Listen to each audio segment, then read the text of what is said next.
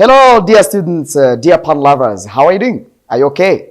This is the right moment to learn English language here on Pan Edutainment. This is the right moment to test your English level. You have been learning English here for so many years. Have you improved your English level? Good. Today, I am going to teach you the phrasal verbs with the word of. You are going to get a lot of skills from this lesson. Try to stick around here. You're going to benefit more. But my question is this one. You have been learning English here for so many years. This channel has been here for so many years. My question is this one. Have you improved your English level? Ese haraho umaze kugera mu Cyongereza? You are going to tell me if you have improved. You are going to tell me whether you have improved your English level or not. But I hope you have got some skills in English language because of this channel. So, something that you should do is subscribe. Try to subscribe to our English platform because you will get a lot of vocabulary, a lot of expressions, a lot of verbs, a lot of things in English if you subscribe. If you are a new student, try your best to subscribe to our channel. Another thing that I want to tell you is this one. If you really love this channel, try to send different lessons to your friends, relatives, so that they can benefit more. Do you love this channel? If you really love it, if it has really supported you, try your best to do what I have told you.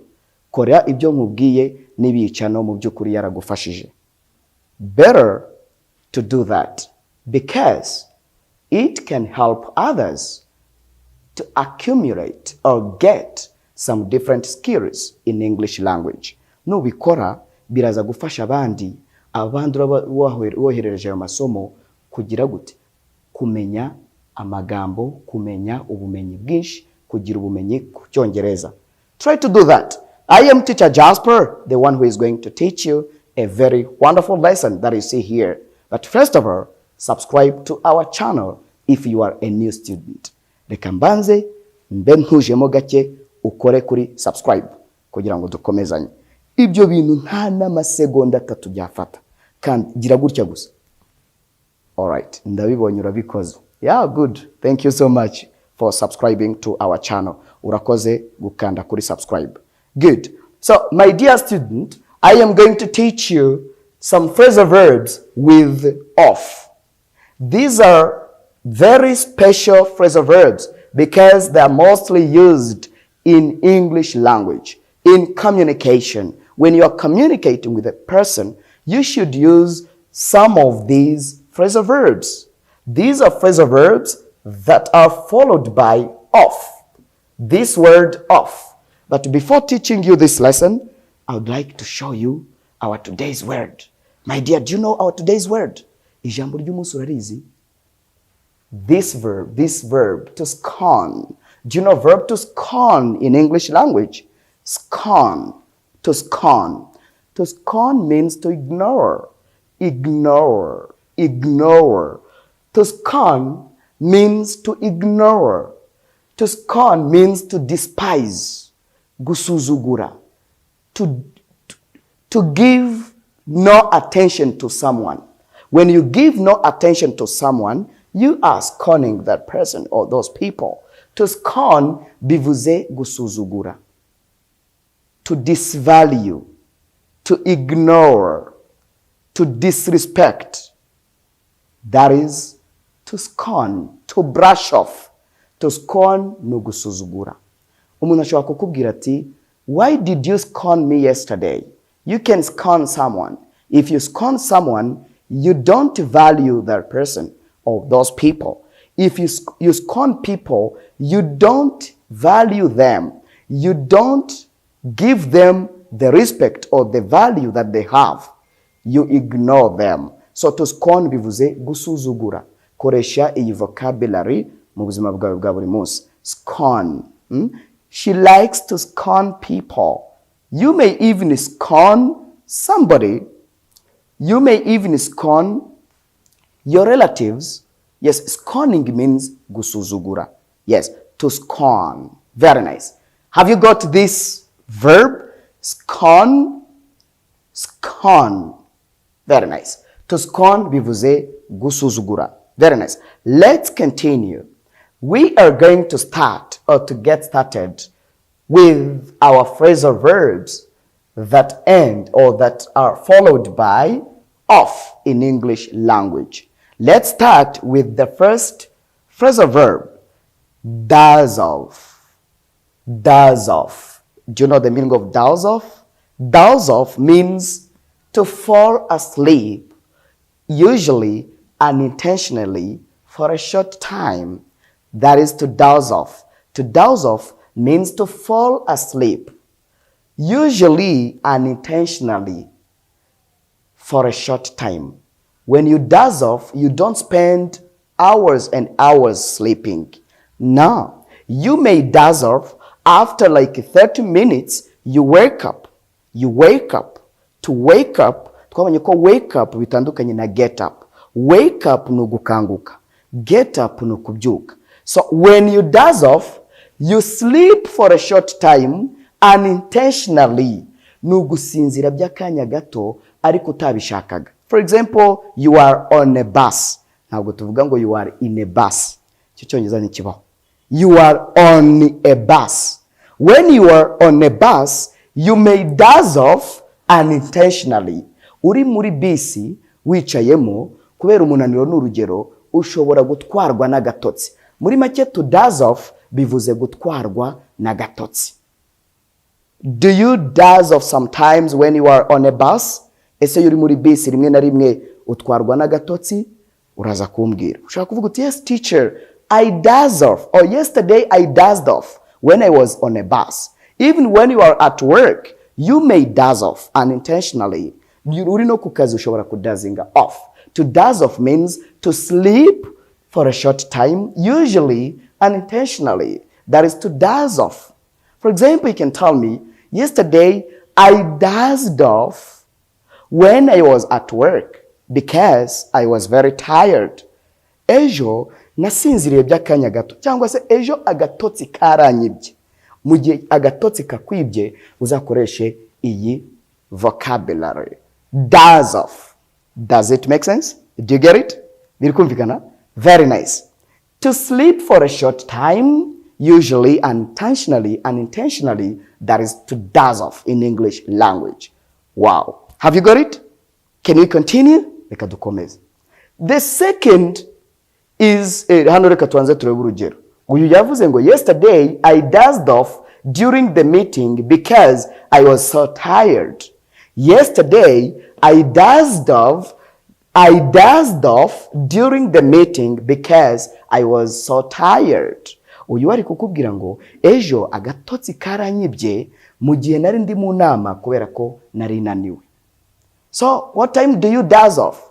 Ese agatotsi kakwiba ryari? You are going to tell us in the comment section. What time do you doze off? Very fantastic. Good. Yesterday, I dozed off during the meeting when I was so tired. Or because I was so tired. Do you get it? Very nice. The second one is break off. Break off. To break off means to end something suddenly. Suddenly. Akajambo suddenly muri kubona icyo kavuze. Immediately. Suddenly. To break off means to end, to stop something immediately. That is to break off. To break off ni uguhagarika ikintu vuba. If you break off the relationship, you stop it, you end it suddenly. To break off the relationship ni ukurangiza cyangwa guhagarika umubano ufitanye n'umuntu ako kanya. That is to break off. Break off. Do you get it? Fantastic. To break off. For example, here you can say, John broke off negotiations with that company yesterday. John broke off negotiations with that company yesterday. Ejo, John yakatiye, cyangwa se yahise acumubano n'iriya company ejo byararangiye, nta bindi bintu bakigirana, nta mikino, nta mishyikirano bafitanye. John broke off the negotiations with that company yesterday. Maybe there was the root cause of this problem. Wenda hari ikibazo cyateje, hari umuzi w'icyo kibazo nyirabayazana, the root cause of the problem. Do you know in English we have the expression which is the root cause of the problem. Umuntu ashobora kukubwira ati what is the root cause of the problem? Ese ni ikihe kibazo? Ni uwuhe muzi w'ikibazo?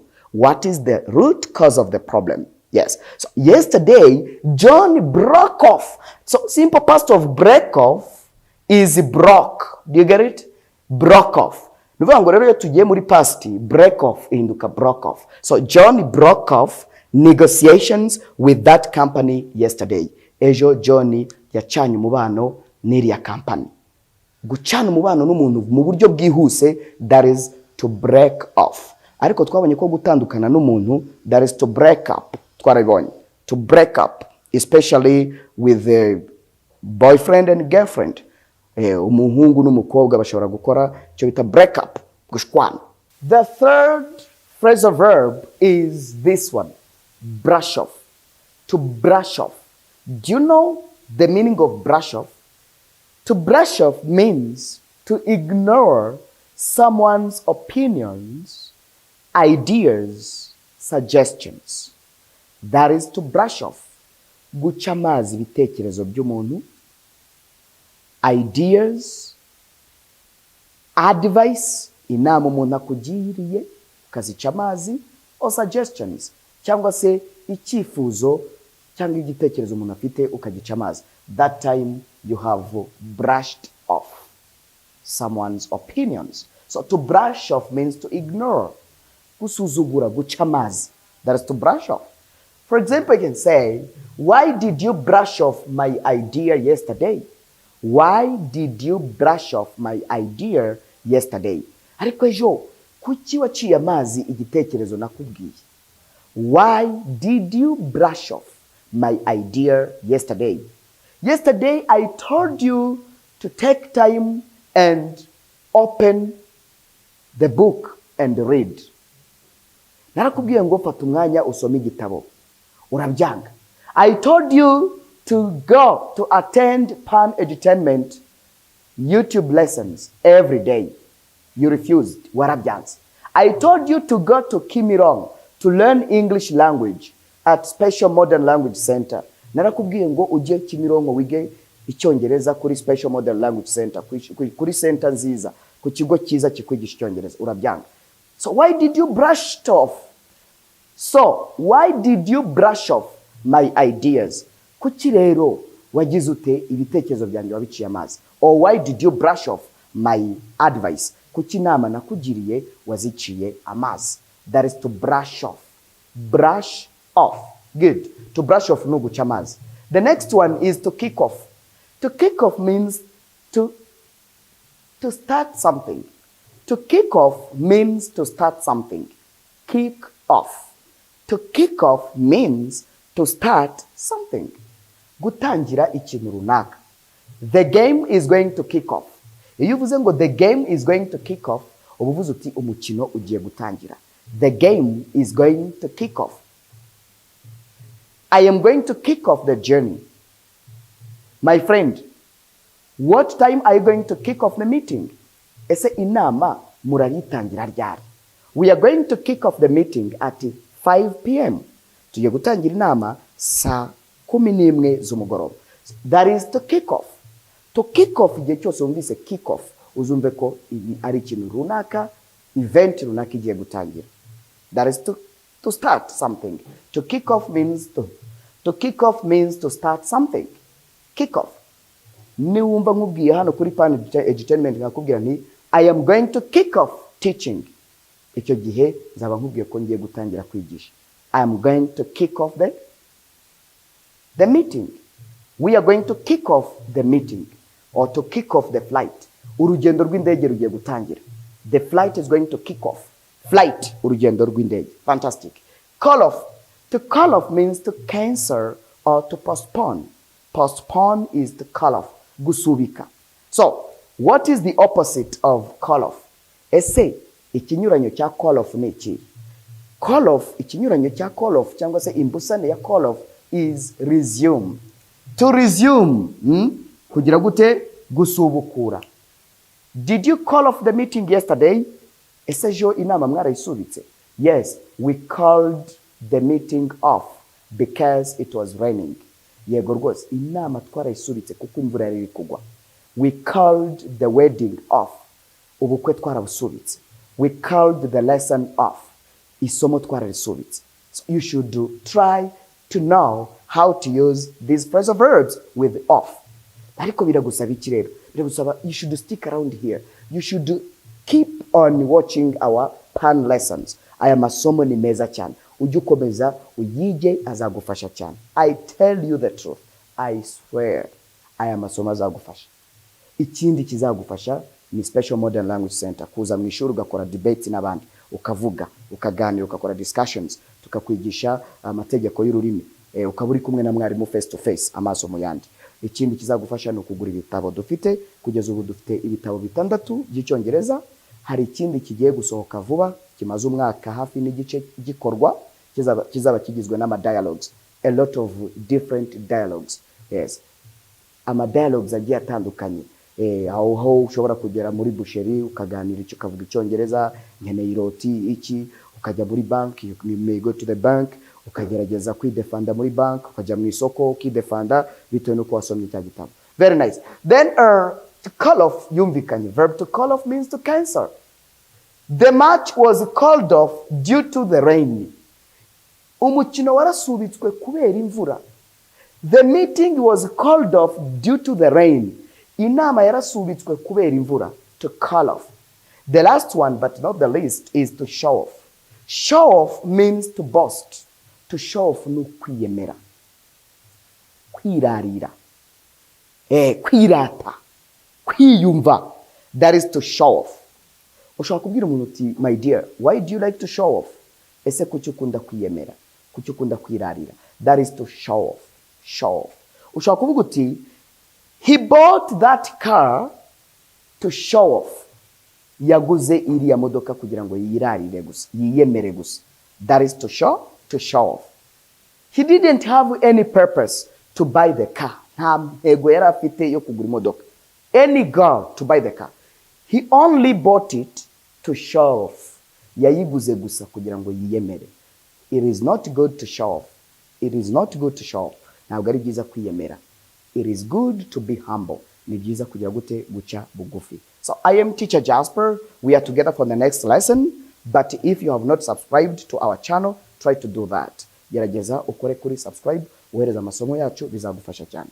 Bye bye. See you next time.